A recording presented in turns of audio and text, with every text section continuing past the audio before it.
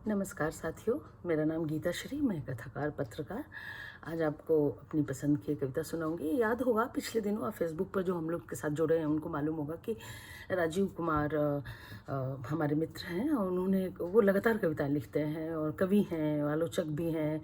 तो उनकी सारी कविताएं प्रशंसित होती हैं, लेकिन पिछले दिनों एक कविता खूब पसंद की गई, लोगों ने बहुत पसंद की, बहुत कमेंट्स आए और मुझे भी अच्छी लगी। और ऐसे भी पुराणों और इतिहास की चीज़ें मुझे बहुत पसंद है। तो वो कविता, उस कविता का थोड़ी लंबी है, उस कविता का पाठ मैं करना चाहती हूँ। मैं चाहती हूँ आप भी सुने। देखती हूँ कैसा पाठ होता है। अभी पहली बार मैं इस कविता का पाठ कर रही हूँ। कवि है राजीव कुमार। कविता शीर्षक नहीं, सीधे कविता शुरू करते हैं। कविता है, जरासंध की मृत्यु प्रमाण दे रही थी, जरासंध की मृत्यु प्रमाण दे रही थी समस्त मुक्त नृपति के आत्मसमर्पण काल का। कुछ जरासंध मृत्यु का भय, कुछ पांडवों की वीरता। राजा पैरों में थे, उनका अनुगत्य स्वीकार्य था। मार्ग प्रशस्त हो रहा था राजसुग यज्ञ का। वसुधा में सैकड़ों प्रमाण है। जीत का उत्साह और अग्रिम युद्ध के बीच उसी उत्साह समारोह में इंद्रप्रस्थ भर रहा था। उपायन मणि रत्न प्रवाल रजत कंचन गजों और अश्वों से इंद्रप्रस्थ भर रहा था। उपायन मणि रत्न प्रवाल रजत कंचन गजों और अश्वों से विजित नृपतियों की उपहार सामग्री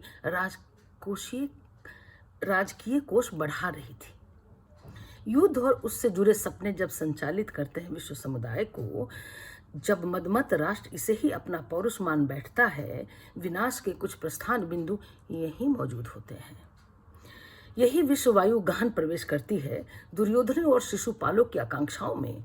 मंगल गीत गाए जाने लगे, परितुष्ट ब्राह्मण भाट चारण ऋषि मुनि आशीर्वाद उच्चारण करने लगे। अवाक था दुर्योधन, युधिष्ठिर ने उसे सौंप दिया था यज्ञ के आय व्यय का भार। शिल्पी में निर्मित सभागार ईर्ष्याओं का केंद्र बना। मैं के शिल्पी जीवन की सूक्ष्म कलाओं का स्वप्निल प्रमाण।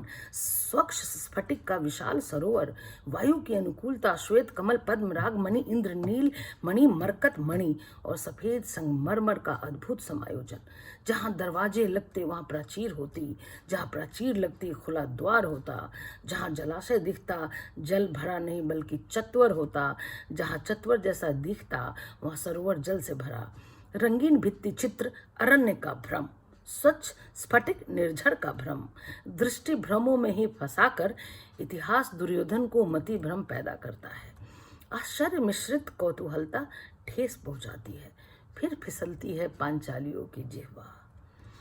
दुर्योधन के चेहरे का भावांतर काल आमंत्रित करता है, महाभारतों की पूर्व पीठिका बनती है। कहा था पांडवों के राजपुरोहित धौम्य को यह भास कि भावी प्रबलता लिए आएगा, नैवेद्य के रूप में काल रात्रि अभिमन्यु का सिर लेकर मानेगी, कि अग्निवेदी में इतिहास के तर्क सम्मत विनाश बीज होते जा रहे हैं अंकुरित। यूं भी गांधारी विकर्ण और युत्सु के अलावा धृतराष्ट्र परिवार का कोई सदस्य नहीं हासिल कर पाया यह ज्ञान कि जीत की चमक स्थायी नहीं होती। अंधे युगों की कई शुरुआत इसी जीत और जश्नों में वर्णित है। इसी यज्ञ में एक हवि दी गई नारायण के हाथों शिशुपाल की।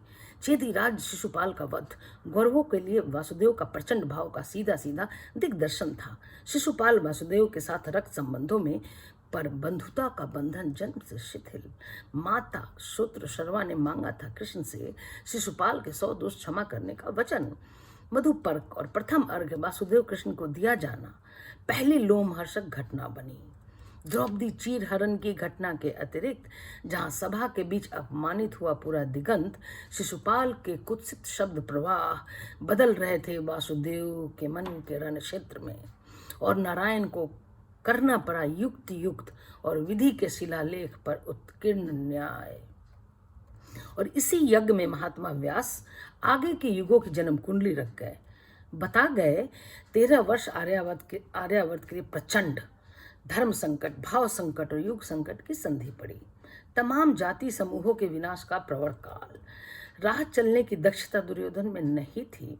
जान रही थी गांधारी, खिन मन से लौटे थे मथुरा को कृष्ण सारथी दारूक के साथ। समझ रहे थे परिजन द्रौपदी और युधिष्ठिर, पितामह और महर्षि व्यास का भविष्य चित्रण।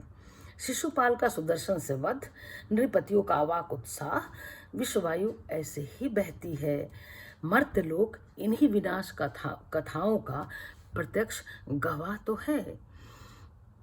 विश्ववायु ऐसे ही बहती है, मर्त्यलोक इन्हीं विनाश कथाओं का प्रत्यक्ष गवाह तो है। धन्यवाद।